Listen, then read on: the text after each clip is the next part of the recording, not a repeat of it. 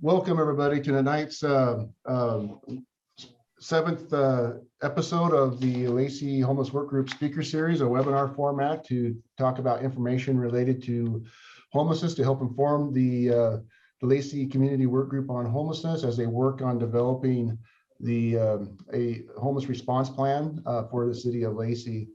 And this also is great information that we will also post on the city's website to help inform the broader public, as we have the previous 6 episodes, to help, again, get that information out and educate the community on all the different complexities related to homelessness and providing shelter and housing and response to the conditions out there in the community. Again, my name is Rick Walk. I am the Community and Economic Development Director for the City of Lacey, and also the Project Manager for the Lacey's Work Group on Homelessness. And the work group itself comprises of a diverse group of Lacey community members appointed by the Lacey City Council with a charge to listen, learn, and discuss the issues of homelessness and develop recommendations for council to take in a response to homelessness and invest into the infrastructure to support that effort. This, as I mentioned, is our 7th episode in our speaker series. Tonight's a very exciting night because we've had a lot of information in the past about the conditions and issues surrounding homelessness. And now the work group is starting to pivot into those best practices and strategies. So this is a great opportunity tonight to talk about some of those best practices, and which tonight's title of the webinar is Best Practices, Permanent Supportive Housing and Tiny Homes. And so I'm excited and very grateful that Sharon Lee and Aaron Long and Peter Cook are here with us tonight to talk about those. But before I introduce them fully, I do want to get a couple of announcements out of the way for the work group. And again, since this is we transition into the best practice and strategy discussion, we are looking at scheduling our next homeless work group meeting for Saturday, June 19th. The reason why we're looking at on a Saturday this time around is we're anticipating having this meeting in person for potentially a 3/4 day workshop running from roughly 9 a.m. to 2 p.m. And we're still working out the details and the agenda of how this would function. But as we are transitioning out of the COVID and the state and CDC guidance, we're looking at the possibility to have a Saturday workshop so we can have our first in-person meeting with the work group. To help with this planning, after this webinar tonight, I'll send out a Survey Monkey to the work group members to kind of get a sense of your availability. And if you would prefer to meet in person or by using virtual means, or that if there's any special accommodations that you need. So look for that email, and if you can respond as quickly as possible, then we can confirm up that meeting on the potential 19th. Also, I just want to put a plug in. Last week, we sent out a survey on the work group's interest in the various strategies and best practices to start ranking. That will help inform our next meeting with the work group. And if you haven't filled out that survey, please do so, because that will help inform that conversation. And we'll need your responses by June 4th. We have quite a bit of responses, but I'll make sure that all the work group members have an opportunity to submit their feedback. So that will help us prepare for that meeting on the 19th. So with those announcements out of the way, I want to turn back to our panelists tonight. And again, it takes great pleasure to introduce them. We have Sharon Lee with the Low Income Housing Institute of Seattle, Aaron Long, also with the Low Income Housing Institute, and Peter Cook with Faith Communities. And Sharon Lee, a quick bio on both Sharon and Peter. Sharon Lee is the founding executive director for the Low Income Housing Institute, which is a nonprofit organization based out of Seattle and founded in 1991. Known as LIHI for short, LIHI develops and operates housing for low income and homeless people and provides supportive services to assist residents in maintaining stable housing and increasing self-sufficiency.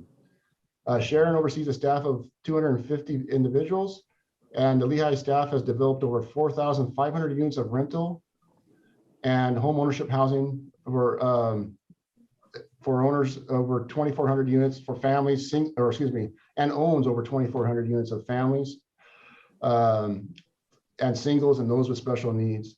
She's also an advocate for housing justice LIHI has pioneered the creation of tiny house villages to shelter over 1,000 homeless people per year. And she holds a Master's of Architecture and a Master of City Planning from MIT and a BA with honors from the University of Pennsylvania. And she was also awarded an honorary doctorate of humane letters from Wilkes University for her work on ending homelessness. LIHI's housing has won national and local awards for design excellence and environmental sustainability. So again, thank you, Sharon, for joining us tonight, and we look forward to your presentation. Following Sharon's presentation, we'll have Peter Cook, and Peter's been very active in the local community, and he is an engineer, economist, and urban planner who has been a community volunteer working in 4 areas of homelessness response in Olympia over the last 5 years. He has helped organize the Faith Alliance Initiative for tiny houses, which has helped create tiny house villages on faith community property, and worked on a task force to establish the details of the faith partnership with the city of Olympia. And he managed a video project to encourage faith communities to undertake tiny house villages. He's also worked closely with the Community Care Center and partners to provide emergency funds for homeless people looking for jobs and housing. He has also worked with local nonprofits in the United Churches of Olympia to develop mitigation measures for the Nickerson homeless encampment. And he's on the board of a nonprofit called Build a Bus Home, creating a program called Shower Power to bring hygiene services to the homeless people. Mr. Cook has come to Olympia in 2005 as a small business owner and consultant, and retired to focus on his community work. And he has mentored Evergreen students analyzing the cost of homelessness. And he has also analyzed cost and performance of 5 tiny house villages in Olympia, which he'll touch upon tonight for the work group. So again, thank you, Peter, and thank you, Sharon, for being willing to be a part of this panel. And as for the work group members in the audience, please remember, we want to make sure we get all your questions as possible. So as we're going to use that the Q&A function of the webinar.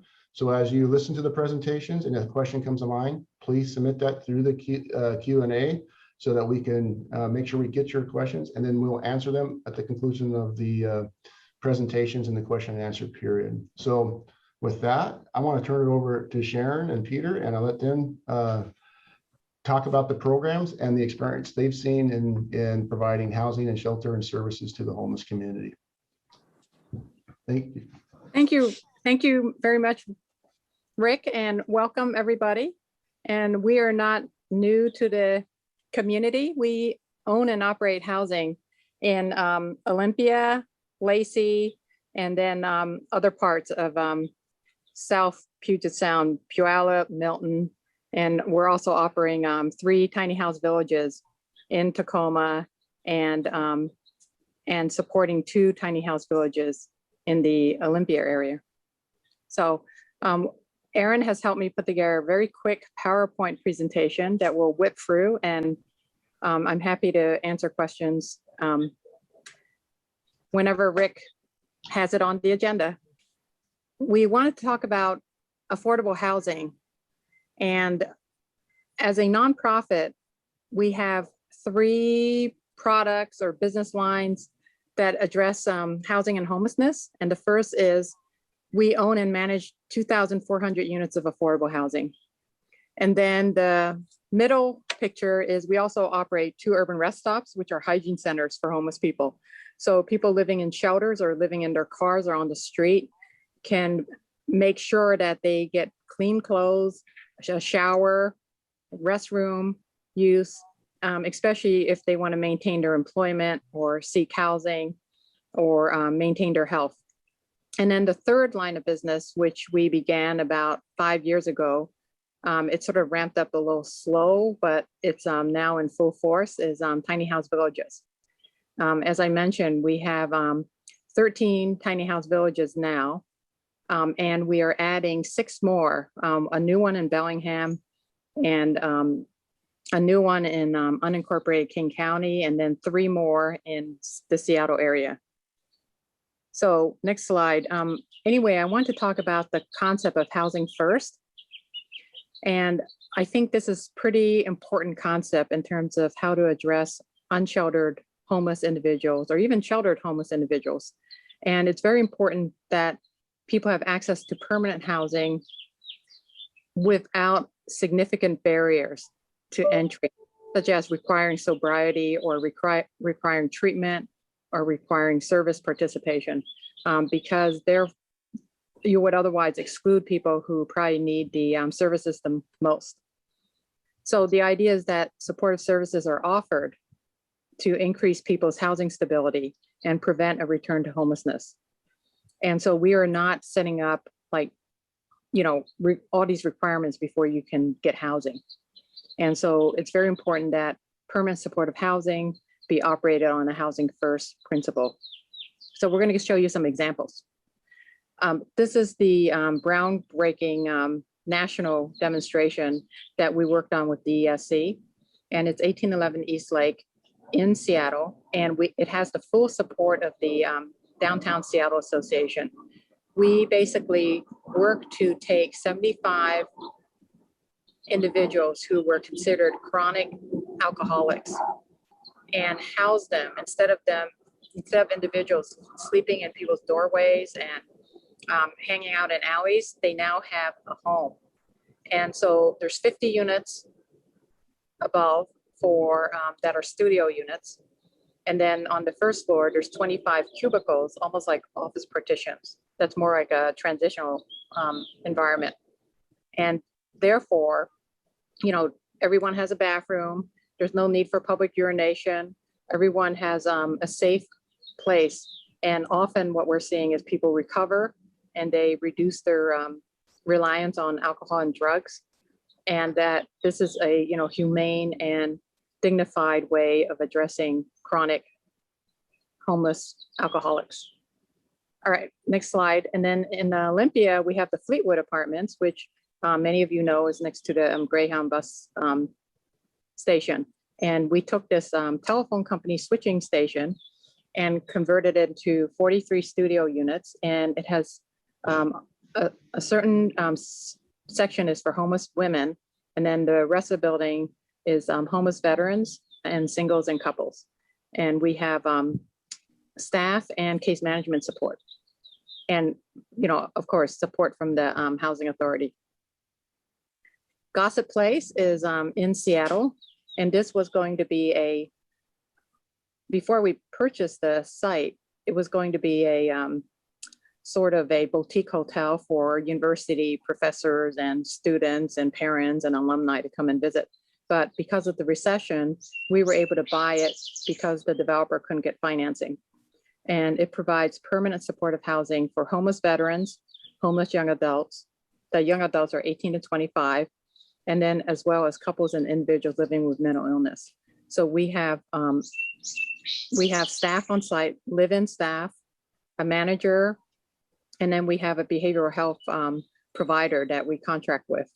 And this building has been going, operating really well. Next slide.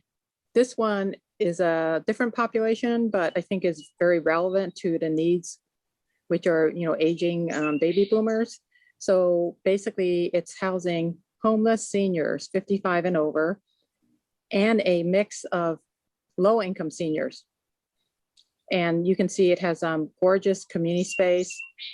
And it also has a front desk security, on-site live-in, and very nice studio and one-bedroom units.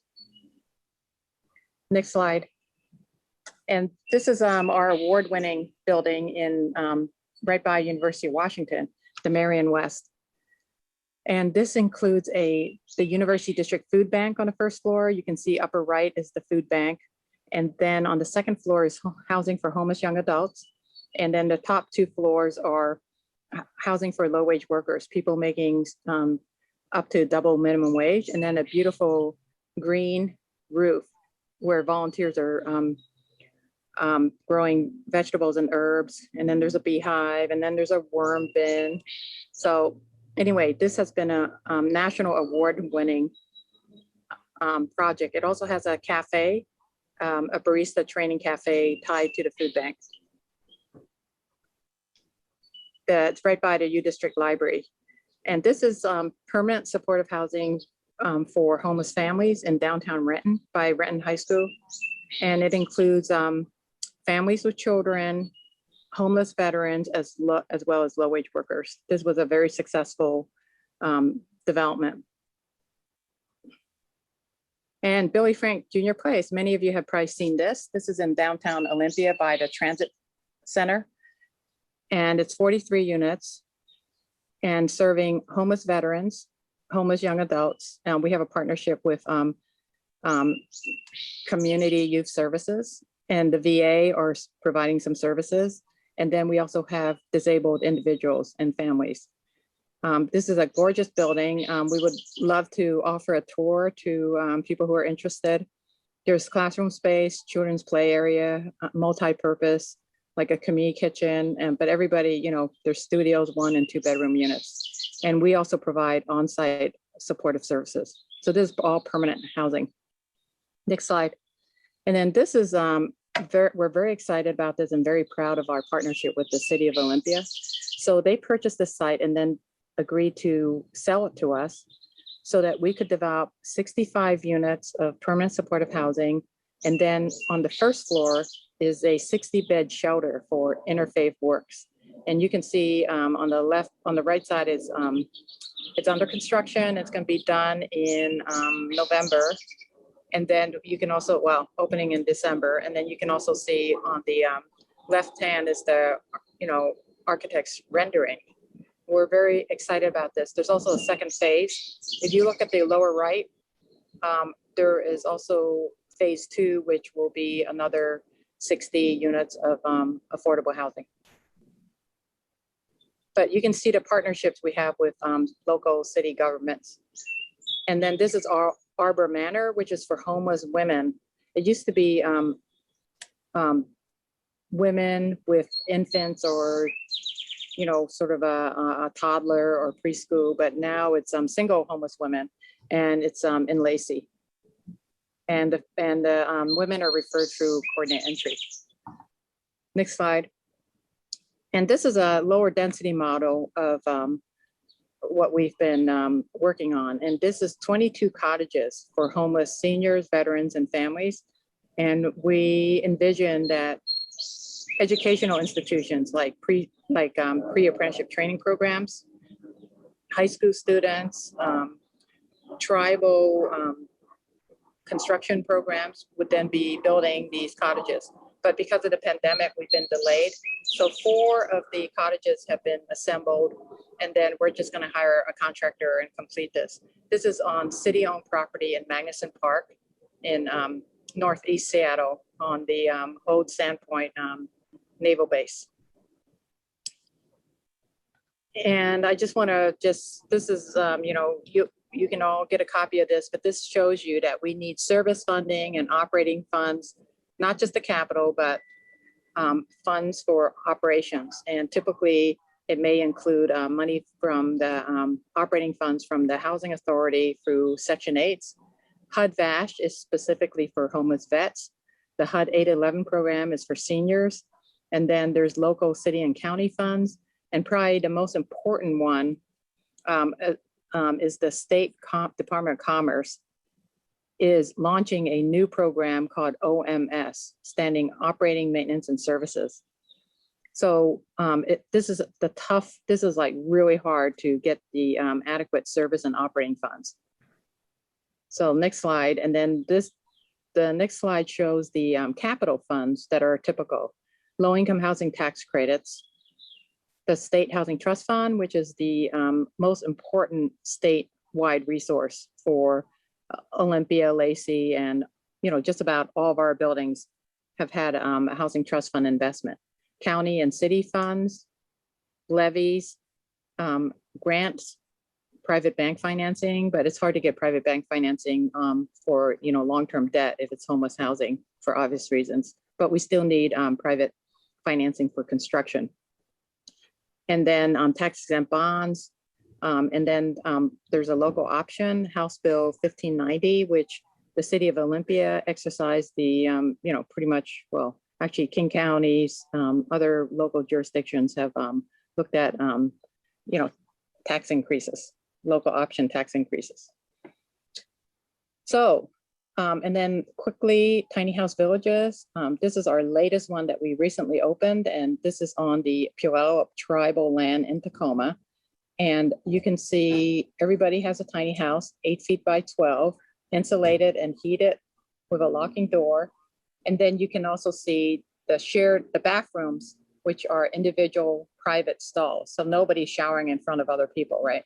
But we have a hygiene trailer, which is at the north end of the site with a kitchen, laundry.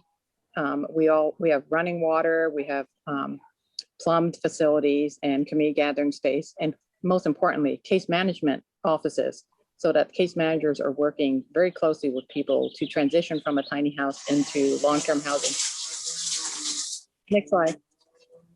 And then the tiny houses typically have been built by neighbors and volunteers and schools and contractors. And then we work with donors in furnishing and providing, bedding, a heater, and other amenities. Next slide. So because of the lumber prices, costs have gone up. It used to be $2,500 for materials for a tiny house. Now it's more like $4,500. And then the cost of setting up a village. The cost of setting up a village is, we have to bring in the power pole, the water sewer, gravel, and build out the common facilities. Next slide. And then we have 24/7 staffing in the larger villages so that people are feeling very safe over evenings and weekends. And then we have a manager, and we have case managers that provide services. And we have a code of conduct where the residents have to agree to a code of conduct as a condition for staying. But it's very, we can share that with you, what's in a code of conduct. Next slide. And then supportive services. So this is a picture of our case manager on the right, who is helping a family pack up their belongings from a tiny house and move into an apartment. And we also help with healthcare, employment, getting ID, getting support for, if there are children, obviously for services for the families. And we've had a very successful outcome. We've transitioned more than 1,000 people into permanent housing or transitional housing. And then we've also, even during the pandemic, we were able to help people move into long-term housing, reunite them with family or friends. And we have the highest rate of exit among other shelters.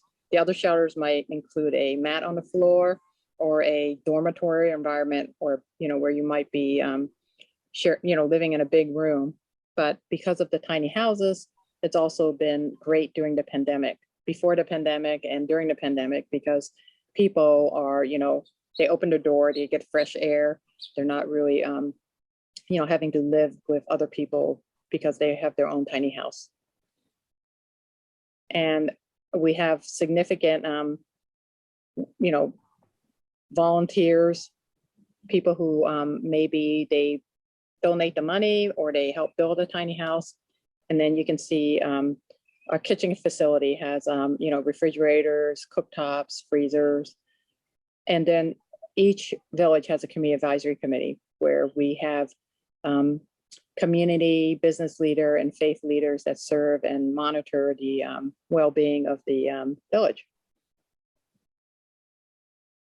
So, and I'm happy, Rick, to save questions and answers, or however way you want to handle it. I think it'd be better if we transition into Peter's presentation, and we can handle the Q&A at the end. That way we have plenty of time to respond to those. So Peter? All right, okay, let me bring up. Okay, so what I'm going to do is I'm going to present a couple slides explaining what the Faith Alliance for Tiny Houses is and what it's doing. And then I'm going to go into a quick review of the 5 tiny house villages in Olympia, which I know a lot of you, or some of you anyway, are very familiar with. So I'll just kind of whip through that and then lead on from that into more details on different models of tiny houses and the kinds of villages, which, and and get into some comparative costing and things like that in a little bit more detail.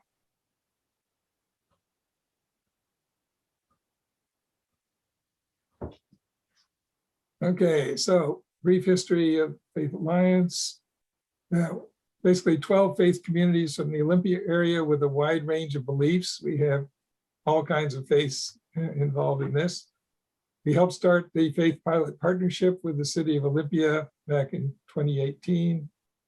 And our members created Hope Village at Westminster Presbyterian. And in fact, in the audience, we have Mike Rush, who will be able to comment on Hope Village in particular when we get questions on that.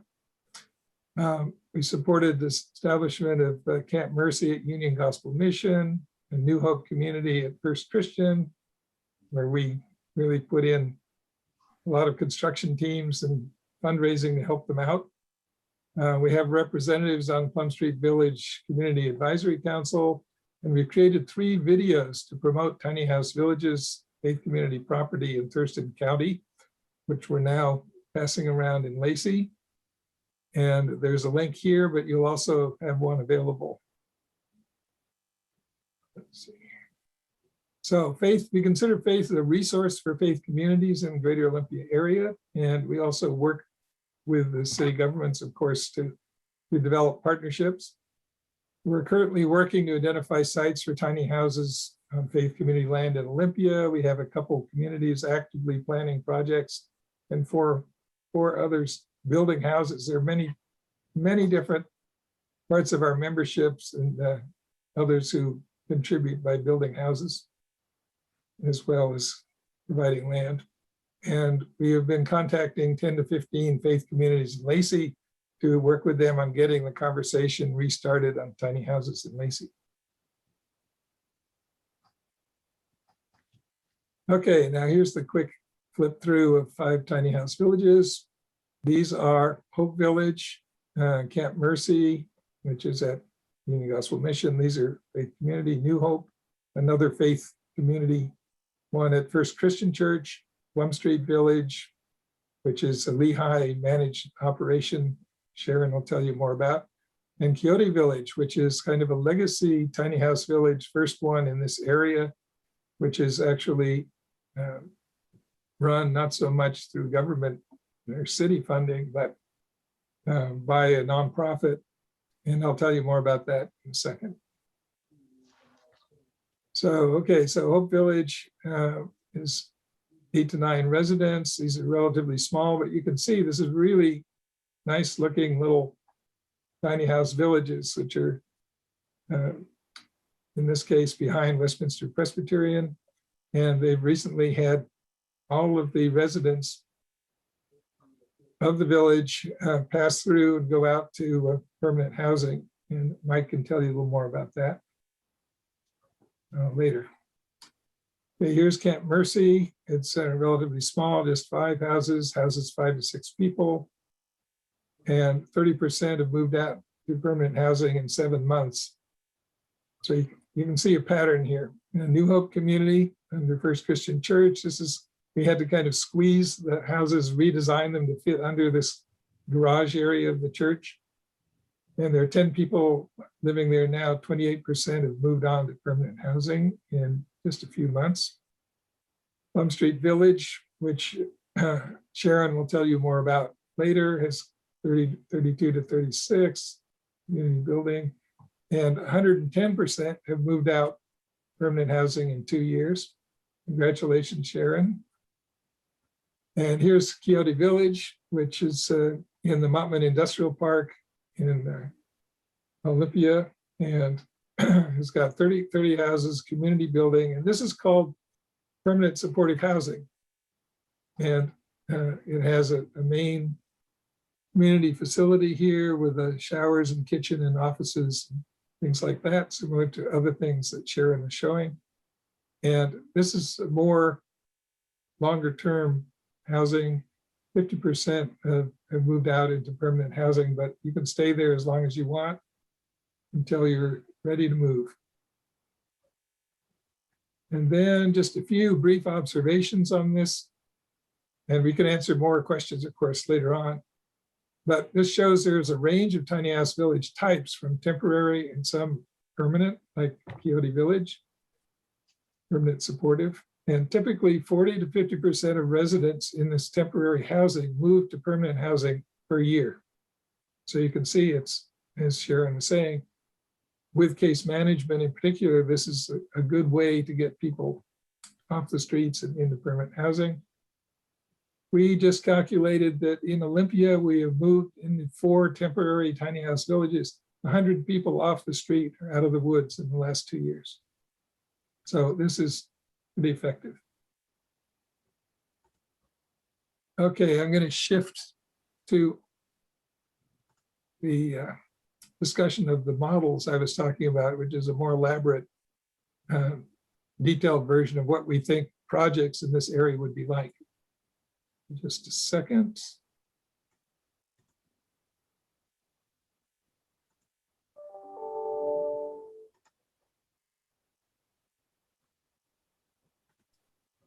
Okay.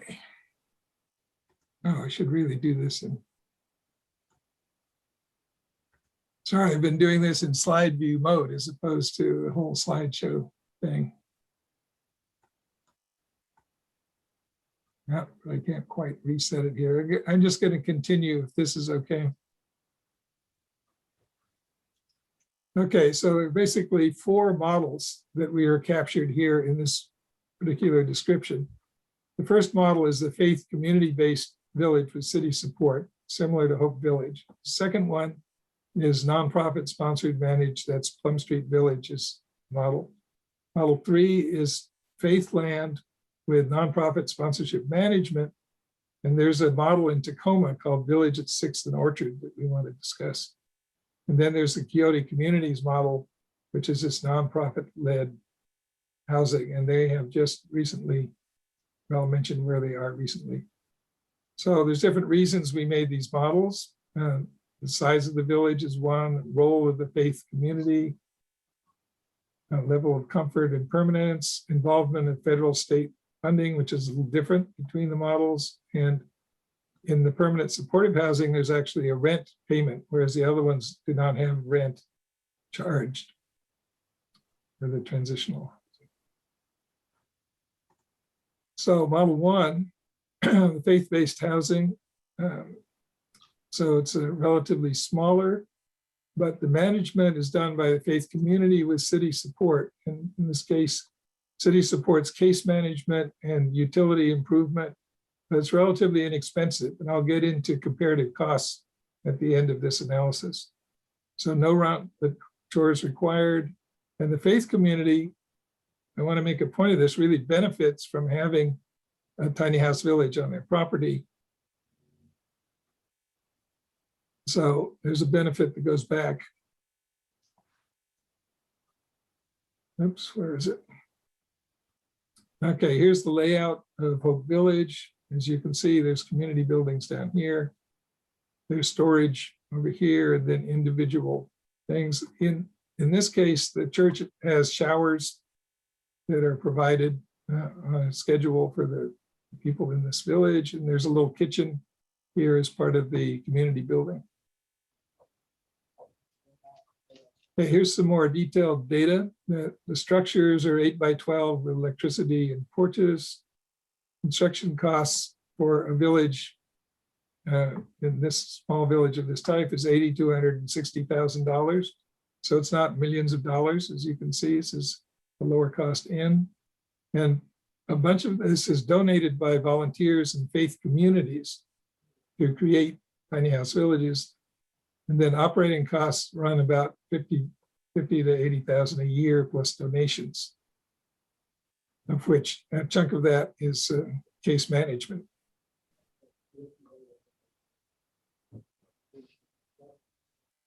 Oops. What happened to that? Okay, so special considerations of Model 1.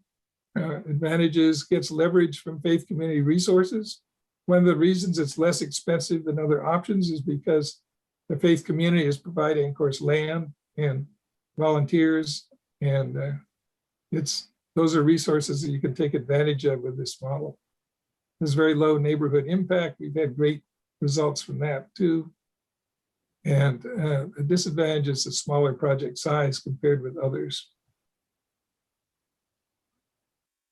Okay, model 2 is Plum Street Village. So Sharon, do you want to jump in on this? Sure. So Plum Street Village is on city property. It used to be a nursery, and the city is letting us use it for a tiny house village, and it's just going great. We have a on-site manager, we have case managers. People agree to do chores, and there's a community advisory council. And we have, right now we have 9 villagers who are employed, 16 have income, and we've had 36 people have successfully moved out into permanent housing, including 5 who reunited with family members. But this village has been going really well. And again, it's the 8x12 tiny houses that have electricity and heat and light. And then we work closely with the city in terms of making sure that we have the facilities and Plum facilities. And we contract with the city for annual operating costs.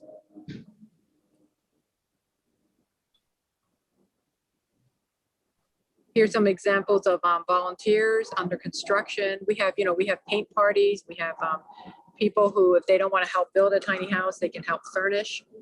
People decorate the tiny houses. We have people who made quilts, artwork, curtains. It's just been a labor of love, and there's people in the neighborhood adopt it and bring food and donations. It's been quite a very positive experience. Right. I know some in the audience that were participated in this construction along with me, and some actual Olympia City Council members showed up for that too.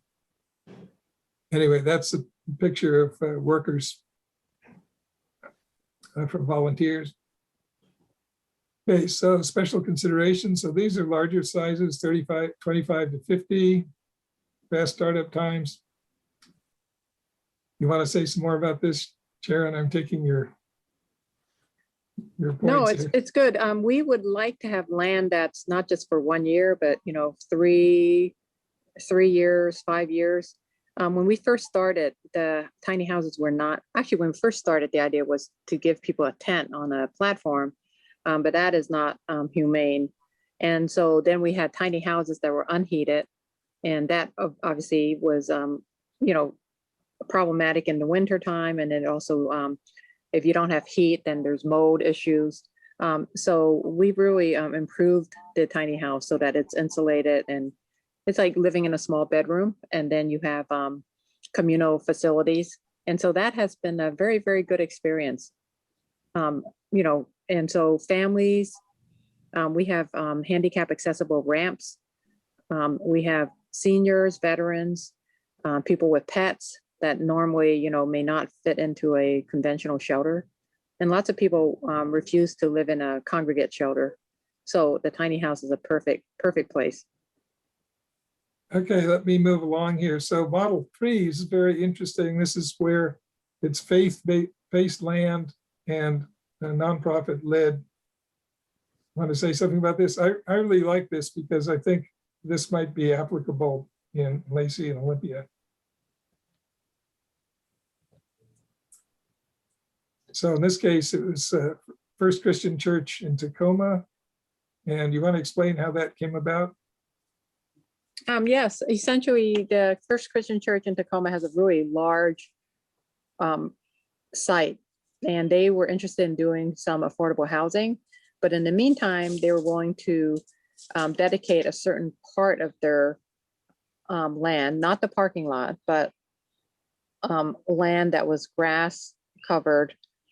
And so technically speaking, they are leasing the land to the city of Tacoma. And then the city of Tacoma contracts with us to set it up and operate it. And it's serving families with children, women and couples. And it's a gorgeous site. So it's working really, really well. And the church is working with us, and they're interested in what can be done in the future on another part of their parcel to do some affordable housing. But you can see in the picture on the left, you can see how large the village is, which is just, you know, north of the church building. And so we didn't touch their parking lot.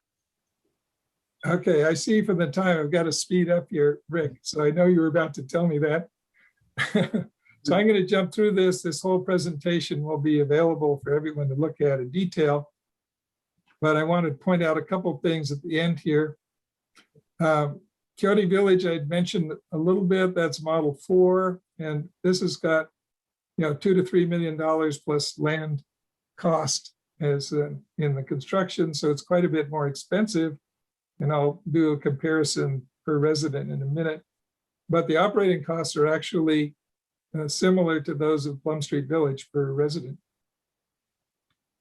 And they are just now working with the state veteran Department of Veteran Affairs to build 2 more villages just like this in Orting and Shelton that have just come into being. So that's worth knowing about. And in this case, as I mentioned, it's considered permanent supportive housing, and the residents pay rent at 30% of their income. So I won't go into detail here, but I've done a cost comparison of construction cost per resident. And you can see, you know, Quixote Village is, of course, quite a bit more expensive, but it's a little bit higher level construction with the permanent things. And all the other 3 models of relatively low cost per resident. Here I've got, you know, 10,000, maybe a little bit more than that, but that's an important comparison. Here's the annual cost per resident comparison. And anyway, you can look at that in a little more detail or ask questions.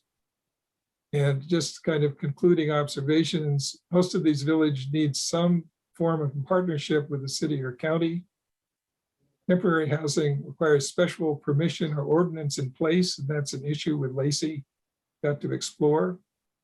And we're saying that some combination of temporary and permanent supportive housing is needed to resolve the housing crisis. Okay, Rick, passing back to you.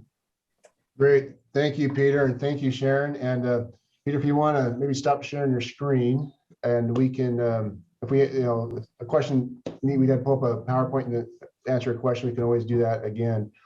Again, thank you for a very informative presentation on the various models.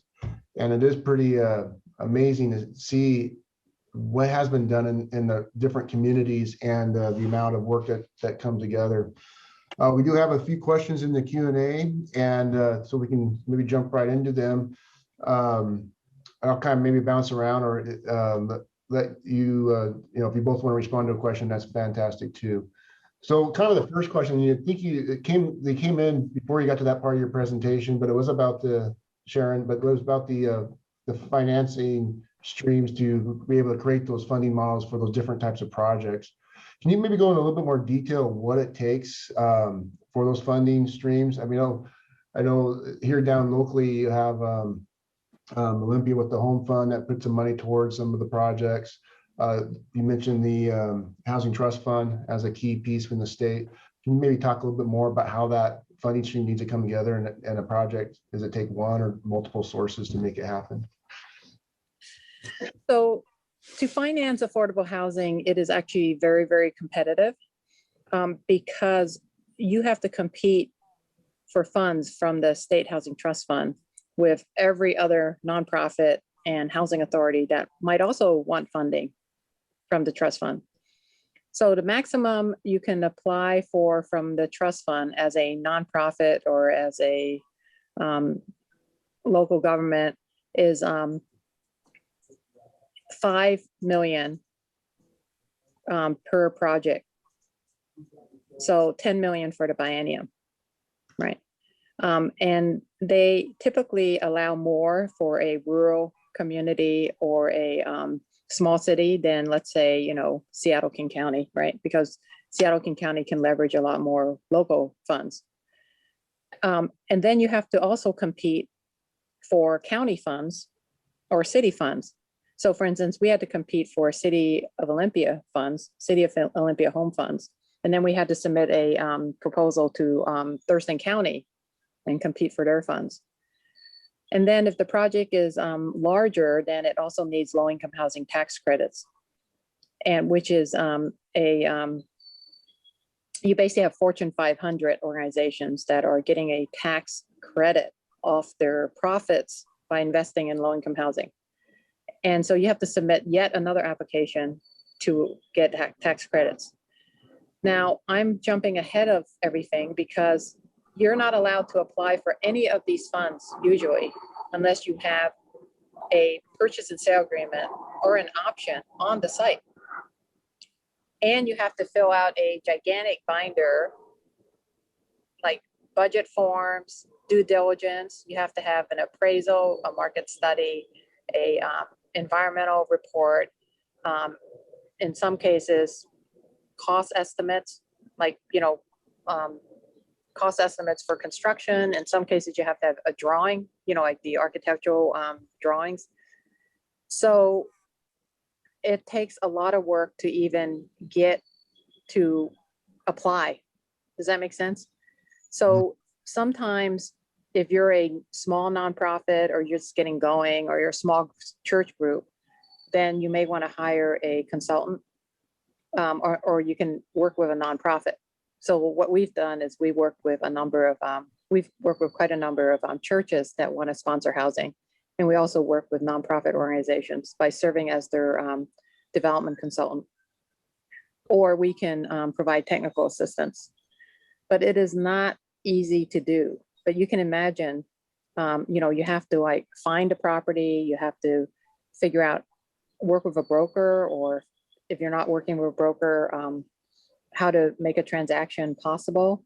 So by the time your financing comes through, you're able to buy the property.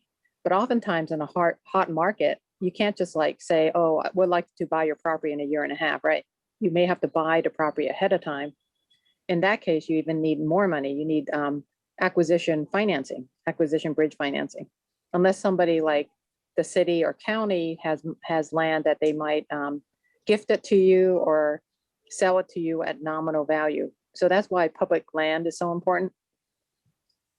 So it's just a very complicated process. And then if you don't get funding the first year, then you have to reapply. And then you have to get permits, and then you have to go under construction. So it could easily take you 3, 4, 5 years to realize, like all those buildings I showed you, those slides, those all take a long time. Whereas tiny houses, you can get in 2 months, you can build a tiny house village and house homeless people quickly at a fraction of the cost of multifamily housing. But of course, the real goal is to give everyone permanent, affordable housing. So the real goal is so expensive, but it's so many years to get to it. It sounds like, even the application process to each one of those, like you mentioned the Housing Trust Fund, then you went to the City of Olympia, the county, and then the low income tax credit. Those application process are all separate, probably have their own different type of forms that you probably have to, send packages. It takes a while. And in the meantime, you have to have property either in hand or a commitment to purchase property to do so. So that makes it sense how the tiny villages as a good concept with partnering with faith-based organizations or city properties, be able to build something quick, as well as trying to have some intermediate measures to look for that long-term goal. And this is actually a good time because with the Biden administration, there's also the American Rescue Plan Act money. So there's more flexible funds now than ever before. And also the state just passed a new program, which is very, very innovative. It's a rapid acquisition that it will allow you to buy hotels or buy newly built apartment buildings. Yeah. And so you don't have to wait for the construction to happen. You could just, because there's sort of the softening in the market because of pandemic, there are people who are trying to sell their hotels or they're trying to sell their newly built apartment buildings because they can't realize the market rents. Right. That makes sense. So our next question is about the LIHI's program providing separate sites for different populations, for example, youth, veterans, and women. Is it true for those with substance or mental health issues as well? And are all sites low barrier? And that's one of the things, just as I give you a little bit of background, is the terminology of low barrier versus high barrier. There's always been a constant debate about what that really means. And so maybe you can talk about how those sites are structured and what is low barrier for a LIHI. Yeah, that's a very, very good question. And I will tell you exactly what we've done to date. Because the homeless population is not homogeneous, we have villages that cater to special needs. So we have one village, which is homeless women only, that's low barrier. And so it's for women with chronic alcohol and substance abuse. And then we have some villages that are alcohol drug-free, that they see themselves as sort of democratic decision-making, self-managed, people do chores. It's more like a cooperative living situation. Those villages tend to have stricter rules about substance use and participation, right? Yeah, and then a lot of faith communities do that. I think we should mention that. Tend to have those kind of rules. Go ahead, Sharon. And then we have two villages that focus on the underrepresentation of people of color. So they are have a focus on African American, Native American, and Alaskan Natives. And we have referrals from minority-based agencies such as Casa Latina, Seattle Indian Center, the Urban League. And the Puyallup Tribe one would be an example. The Puyallup Tribe Village is for homeless men and women that are tribal members and their partners who are getting services in the tribe's behavioral health clinic. So they have alcohol, substance abuse issues, and so the environment is to be supportive of them, right? And then we have some villages that have families with children, as well as singles and couples. And then we have some villages where the city has said, like Plum Street Village is men and women 18 and over, no children, no children under 18. So adults only. Yeah. So I think it's a pretty diverse. We have not done a homeless young adult one, but I think there's interest in a village that's homeless young adults, just because the population needs are so different. Yep. Peter, in the tiny village models, this next question is, have you ever experienced any destructive behavior by residents in those tiny homes, and how were those dealt with the supporting services that's provided? Right. The answer is really no, not in the faith community or Plum Street Village too. Sharon, is that correct? No, we've had issues, absolutely. So so the code of conduct includes some very basic things like no violence, no stealing, things like some very basic things. So depending on the violation or problem, we try and do progressive discipline, right? So like if someone doesn't clean the kitchen, then there's, a certain response, or someone doesn't do their chore. It's very different than, let's say, someone who is violent or someone who's physically attacking someone. So if there is a legal issue or a issue of imminent danger, we do call the police. We try to de-escalate confrontations, but if there is illegal behavior, we do ask for law enforcement.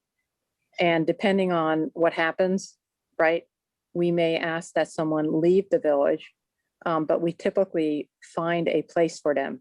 Like, we don't just say, pack your bags, get out. Our case managers will work with them to find a more suitable place. Yeah, so I've got Mike Rush here who could give that story for Hope Village. Mike, did you have any of these issues? You have to unmute. Yes, we did. And we had to exit folks. But like Sharon was saying, in most cases, we found an alternative location. We are in the middle of a neighborhood. We have no fence. We have no 24/7 on-site management. So we have to have people that can be relied on. And we select carefully. Sometimes, though, even with a lot of requirements for admission into Hope Village, we still have individuals that have had difficulty being in our type of environment. And so we try to work with them to get them to buy into the culture that we're trying to build, of being about the business of being finding a solution to your homeless situation by working with case management and identifying barriers that you need to overcome, either birth certificate or identification or whatever it is. And if they cannot blend into that culture of helping with the chores, following the very simple rules that we have, then we have to take action. And we have that progressive discipline also. In fact, we modeled our code of conduct on LIHI's code of conduct. And we've really had very few problems in general, and the ones that were serious enough, we acted on them promptly. And others, we had people that just needed some time, a little bit more time. And so we used our judgment to work with them and to help them understand better what we were looking for in their behavior. And it's just like anything else, a work in progress, a learning experience for all of us. And we're seeing the results now, and our we were slowed down a little by COVID, and but 5 out of our 6 guests are now transitioning onto permanent housing. And we're very busy finding the next group of residents that we will welcome. Some have already come, others are coming next week. And so we repeat the cycle then of trying to build that culture with new people, because they come in randomly. They don't know each other. And it takes time to build that trust among themselves, trust with the church volunteers, trust with our staff, trust with LIHI case managers, that we have a very close collaborative relationship with them. And but that's our job, to get that done so that they can concentrate on changing their lives. So.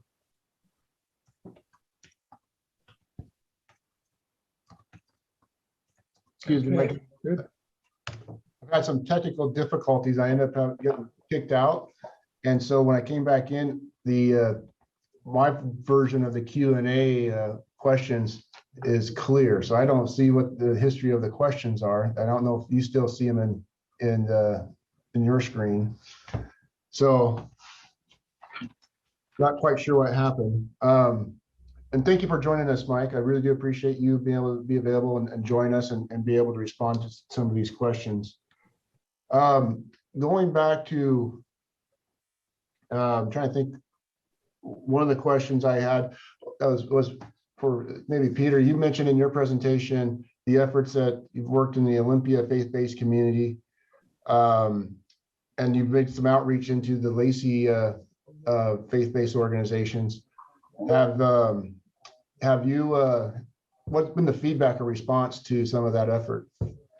Okay, good question. I've got a couple slides to answer that. Just a second. Okay, here's the preliminary feedback. I just got a couple slides here, but generally what we found, and we've talked to 10 to 15 churches that we've contacted, shown them the videos. Basically, the concept of tiny house villages in almost all churches, they're very interested in supporting it. main issue is, of course, they've just experienced COVID, and there's a bunch of impacts of that, which I'll give in a second. Several churches are willing to provide support for a village, building houses, that kind of support.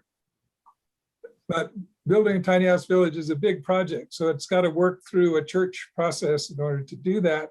So it takes a while to get that going.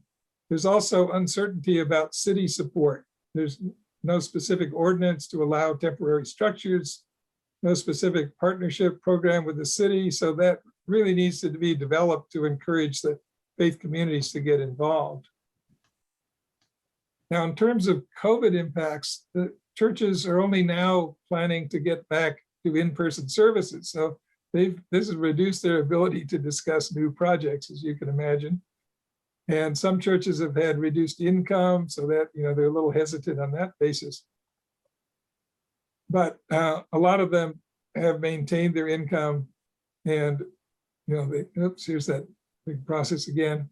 And they may need some more incentive to consider a big project like the one out in Tacoma that we were talking about as Model 3. But they would get that kind of incentive if they had some kind of small lease with the city, for example, to get a larger project going. So that's a possibility. Anyway, we're still exploring. Oh, great. Well, and that's again, one of those elements of challenges is how does a church organization, especially try to host a village or any type of services for the homeless community and sustain that with their congregation. I know that with the when Quixote Village, before it became the tiny home village it was a rotating encampment, 90 days. And we've had a couple of churches host that back then, but the struggle they had was maintaining that support. So, and I guess looking right to you, Mike, and to you, Peter, is on those tiny villages like New Hope and those, how has been the ongoing support from the congregation in being able to provide volunteers and help with the ongoing management of those villages? Well, we've had a lot of help, Rick, from the building phase, from other churches who supplied our houses, and some were donated to us from LIHI. So we got the village put together quickly, and we have various types of volunteering opportunities. I serve on the management committee, so it's a small group of very hands-on folks that meet regularly and consult with our church coordinator and develop policy responses. And but we have people who make quilts. We have people that clean the houses. We have people that cook meals. And it just, they look forward to being given a task. It's something that unites our church. We're very proud of it. We are going to build a second community building because we thought our first one was big enough. It's actually not big enough. That's what experience teaches you. When you get 2 refrigerators and and tables and chairs, and suddenly 12 by 16 is not as big as you thought it was, and it's going to be expensive with the cost of lumber. And we sort of held our breath and asked the church session what they thought about that, and they said that will be no problem. That will just not be a problem. And if you think it's needed, then we will find a way to do it. And right, let me build on that a little bit, because when we built New Hope Community under First Christian, basically they had decided they wanted a tiny house village. So they reached out to the Faith Alliance, and we organized both fundraising for it from different churches. There were 6 or 7 churches that contributed to that. And we were able to raise build teams, even during COVID times, to build all 6 houses very rapidly within a couple months, basically, of being creating the partnership with that First Christian. So that's the kind of support you get from the faith community to pitch in for these things. Great. And then In the sense of establishing the tiny villages, how much land is needed for a village of such as 25 to 50 houses? And then how have the surrounding neighborhoods responded to a village proposal, tiny home village proposal? Well, do you want a small version or the large version? Probably should keep the small version because we are running out of time, and we tend to like to keep these at 60 minutes, but there's been a lot of good questions and conversation. So I want to beg your indulgence for maybe 5 or 10 more minutes, but if you have a quick answer, that'd be great. We had problems with certain people. We had objections, but we had meetings, we listened, and we promised how we would operate the village, and we have kept that promise. And I think that there was a lot of fear. There always is a lot of fear. I've seen this in multiple cities in which I've lived. But you can usually prove that the fears are unfounded, and I believe that's what we've done. Yeah. Sharon, you want to jump in on that? Yes, we have experienced a lot of support. We have also experienced people who have been neutral but want to learn more. And then we have also experienced strong opposition.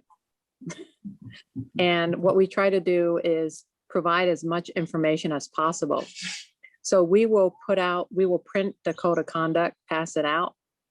We will talk about the service plan and the management plan and the staffing and how emergencies can be handled.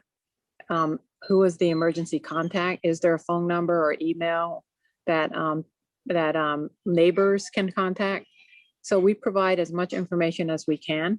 And then we try to make sure that the Community Advisory Committee meets regularly, and it includes the immediate neighbors as well as the Chamber of Commerce or Business Association, as well as the Community Council and faith organizations. So over time, people who have been initially opposed have come around because they've come to, know the people, they've come to see how it operates. They can, it's like, people to people type of relationship building that works. So when we have people who are like adamantly concerned about the tiny house village, we ask that they come and visit. They should just come, and this is pre-COVID, but I think pretty soon we can do that again. Come and visit, give a tour, take a look. And also when we open a new village or try to open a new village, we have residents who are part of the presentation who talk about how their lives have changed. Right. Yeah, look at those videos too. You'll see how people's lives have changed.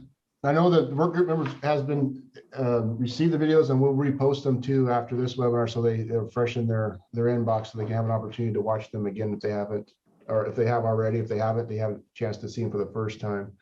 About how much acreage or land is needed for a group of tiny homes of, say, between 25 and 50 units? Well, we try and make sure that we have, I think the smallest site we've ever used is maybe 6,000 or 7,000 square feet.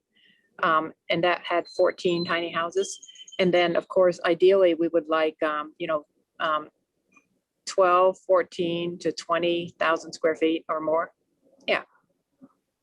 Okay, great. Thank you.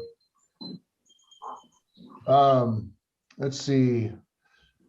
Another question came in. How's the legal liability? Is there liability questions about hosting a village? And if so, how does the underlying property owner or a church or a faith-based organization handle that?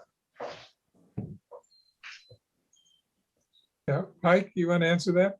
Oh, well, we have the guests sign a release of liability form, and we have our own insurance that we carry on the property, and that's about it.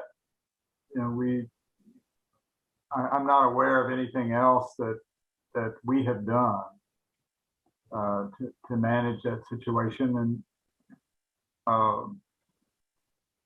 I'm having, as soon as this meeting is over, our tiny home committee is meeting. In fact, they've been meeting. And I'll ask that question if there's anything else besides those two things. And I don't think there is. So. What we do is when people come in, they signed the code of conduct. So they have said that they understood and they read the code of conduct, and then they get a copy. And then we also have them sign a release, like what Mike said. They sign a release that says they will not sue LIHI, they will not sue the church, they will not sue the city of Olympia, and that they're there voluntarily. They're not a tenant in the sense of landlord tenant. This is a voluntary program, and they are essentially participating in the shelter, and they are a guest. Great. Well, we are about 15 minutes past the hour, and I do maybe have one more question, and that is, so if the city of Lacey is trying to recruit or create a project and try to create some type of partnership, what does it take for an organization like LIHI, Sharon, to look at when a project is feasible to start moving forward to try to go through that application process for funding, go through the acquisition? What are the criteria components that provide interest to LIHI that there's a project possibility? So this would be, you're talking about bricks and mortar housing, right? Well, either a brick and mortar or a tiny village, but probably okay. brick and mortar, both, yeah. Yeah, well, we've been invited by other cities to come in and like help solve a problem. Essentially, there might be a piece of property they want us to look at, or some type of collaboration. Like in this case of the city of Auburn, there was a vacant building that was an eyesore. So we were asked to come in and buy it and renovate it. And the city of Auburn gave us some funding, and then we got more money from the Housing Trust Fund and from King County. So essentially, the city of Olympia approached us most recently with a vacant piece of land and asked us if we would develop it, and that they would transfer ownership at nominal cost. And we've done, for instance, the city of Seattle had a fire station, and they built a new fire station, and the old fire station site was just sitting there vacant, unused, next door. So they transferred that to us to develop low-income housing. So there's lots of different partnerships. We're available to help the city of Lacey develop. We're happy to look at a tiny house village or some form of affordable housing. Absolutely. Okay. And then is there, because some of the things, we have different types of programs. We have of course, the safe parking sites for RVs and cars. Is it difficult to get people to transition out of the RVs into tiny villages, or is it those two completely different models for different types of demographics? We think that there could be a hybrid model where if people are living in RVs that are in really bad shape and they're not safe and they're barely running, we think that we could develop a tiny house village where people would live in the tiny house, but they would feel secure that they had a parking space for their RV. So even if their RV was being used for storage, does that make sense? Mm-hmm. Then we think that once our case manager works with them to move them into long-term housing, then they wouldn't have that same attachment to the RV, right? And that we could help them dispose of the RV. So we think there's a place for a tiny house village that has a parking lot where the RV could be, they could see the RV, they could keep some belongings there, but they are living in the tiny house, and then they're part of the tiny house community. And then they transition out and into the supportive housing. Yeah, interesting. Great model. Great. Well, I want to cut it there because I know we're well past, but this has been just an intriguing topic, and I really appreciate you, Sharon, Peter, and Mike of being able to be available tonight and provide all this information. One thing you mentioned, Sharon, in your presentation was the Billy Frank Place and the possibility of tours. So I may follow up with you how best to look into that and see what that could look like. But again, I just want to thank you all for taking the time to spend with us and providing this valuable information. Is there any last, one sentence or a thought that you want to leave with the work group as advice of what to look for in their deliberations going forward? Well, It sounds like- my Go ahead. my one-liner is housing now is better than housing later.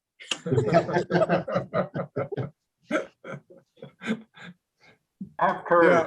step forward and say, Yeah, I think also there's a message from the city to the churches about what kind of support you're going to provide that will make that much more likely to happen quickly. Right. And you mentioned too in your presentation, Peter, about getting some of the temporary ordinances aligned, if there are organizations out there willing to do some of these things. And that's a piece that's going to be brought forward as part Right, of that's very important. All right. Well, again, I want to thank you all for taking the time out to spend your evening with us. And I'm going to pivot back to the work group and just remind you all that we'll be sending out, to complete the best practices survey by June 4th. To get your responses in so we can prepare for this next work group meeting that we're looking and anticipating to have in person. Also be on the lookout that I'll send out a strategy, or excuse me, a survey monkey on that meeting about your availability, whether you want to meet in person or still meet virtually in a hybrid model, and then if there's any special accommodations. So we look forward to see everybody in person. And again, thank you all for the great information tonight, and look forward to our continued conversations. And with that, I'm going to say good night.